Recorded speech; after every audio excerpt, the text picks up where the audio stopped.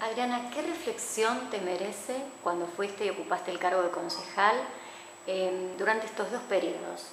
En el periodo anterior del ex intendente Jorge Plasenzotti y en el actual del doctor Omar Enrique Príncipe.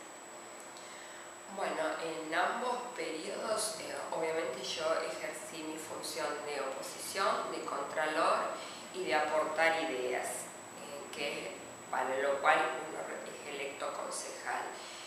Durante la gestión del intendente Plasenzotti presenté 19 pedidos de informes, y durante la gestión del actual intendente Príncipe, que fueron 2 años con cada uno, 22 pedidos de informes. ¿Han sido contestados? No. ¿Ninguno? Ninguna.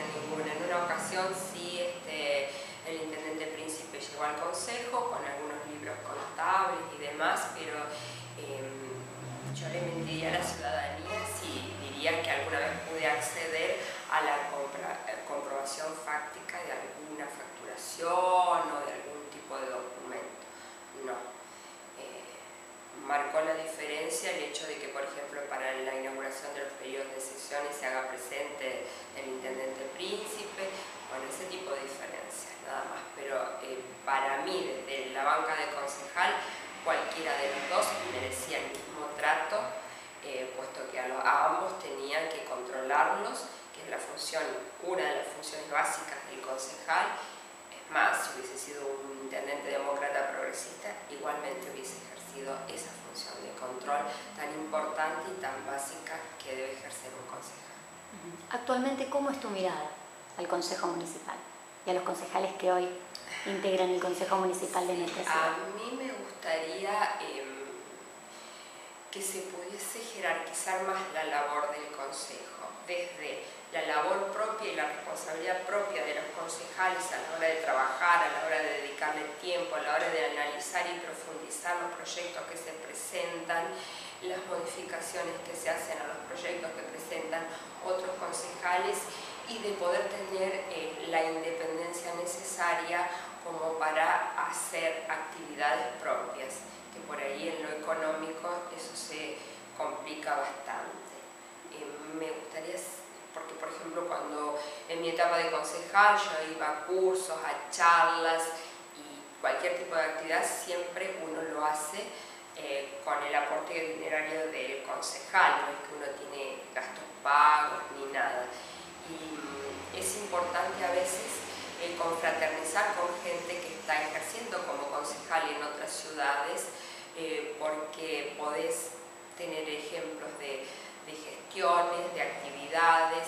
Se crece dialogando con otras personas que están en el mismo cargo que vos en otras ciudades, quizás más grandes, como yo pude ir a Rafaela, participar allá, a pesar de que ya estaba terminando mi mandato, porque fue en noviembre del 2009, pero bueno, es importante porque uno puede crecer. Todo ese tipo de actividades corren por cuenta de los concejales, desde lo económico hasta la decisión ¿no es cierto?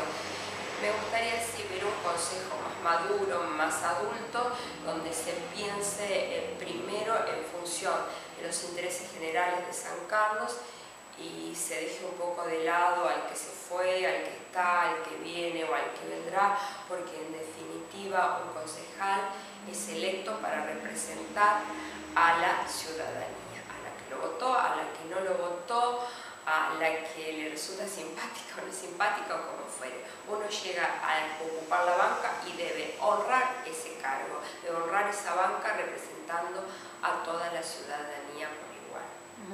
Adriana, ¿algún proyecto que quieras rescatar, que quieras recordar a la población?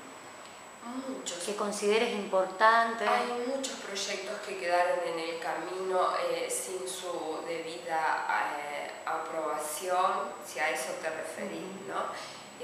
Muchos proyectos. Si hoy tendrías que retomar alguno, ¿cuál sería, por ejemplo? Retomaría con más énfasis el tema de concientización del tema de todo lo que tiene que ver con los residuos domiciliarios, con toda esa cuestión que fui llevándola desde el realizar campañas, solicitar que se realicen campañas de toma de conciencia, hasta proponer que se zonifique para hacer el proceso, la recolección diferenciada de residuos, por ejemplo,